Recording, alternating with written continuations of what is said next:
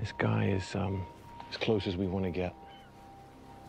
The whale meat, with its high fat content, may help some bears get through these tough times when there's little else to eat.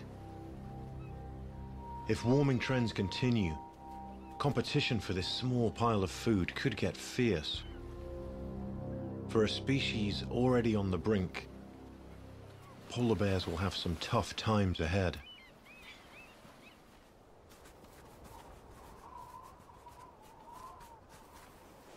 An overnight snow flurry leaves fresh drifts for this young Arctic fox to play in.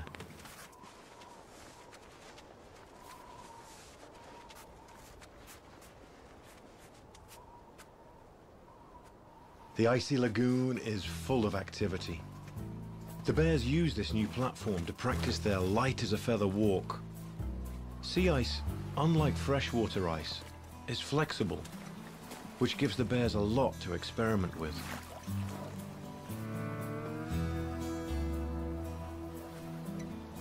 The fibrous baleen that whales use to filter their food has become the perfect toy for these young cubs.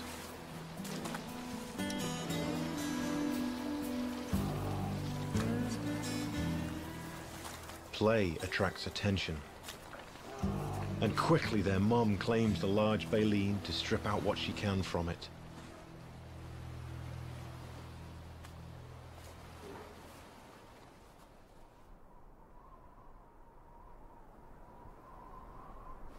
With the bone pile nearly exhausted, this mother frantically digs for scraps buried in the snow. But her find soon draws attention from another family.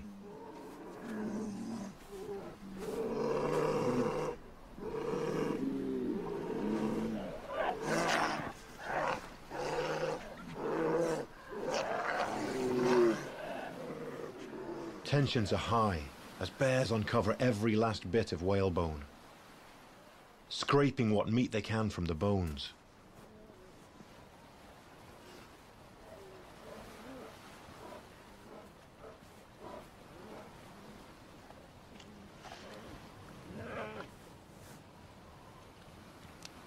A find like this is worth protecting.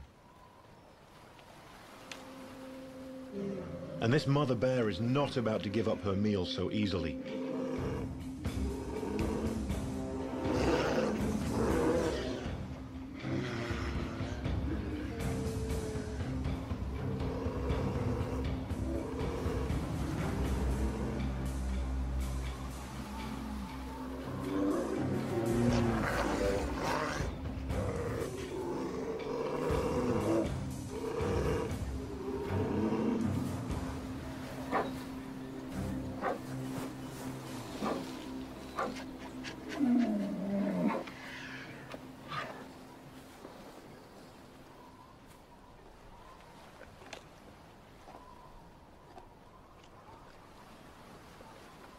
This young bear will have to seek out his own meal.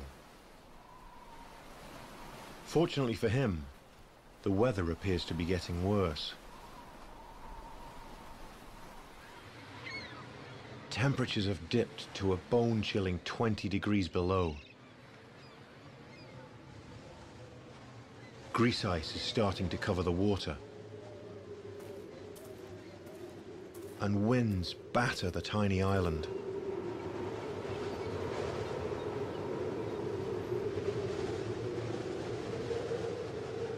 The town is battening down the hatches as the storm sets in.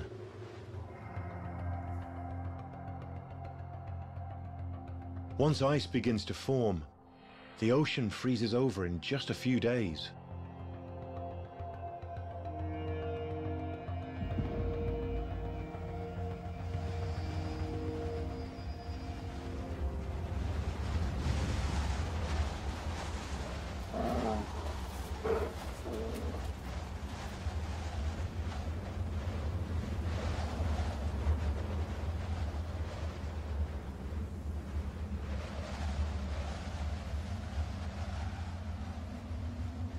Winter has finally taken hold.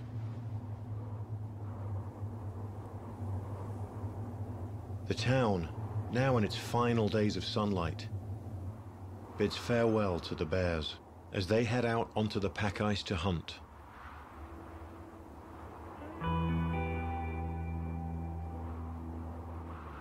The sun will vanish below the horizon and not reappear for another 2 months.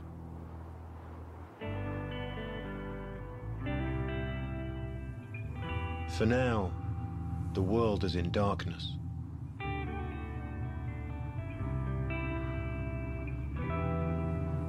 Miles out on the pack ice, polar bears are hunting seals, stalking their prey in the inky blackness of winter.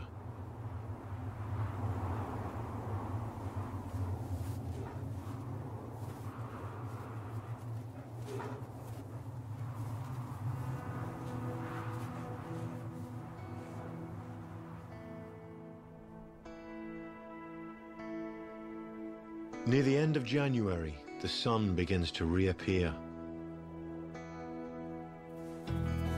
It's a time of transition, with more light each day. And by May, in mid-spring, the sun is up 24 hours a day. And it's safe enough for us to venture out onto the pack ice. We're nearly 8 miles out on a thin shelf of ice, searching for polar bears. But I'd be foolish to attempt this alone.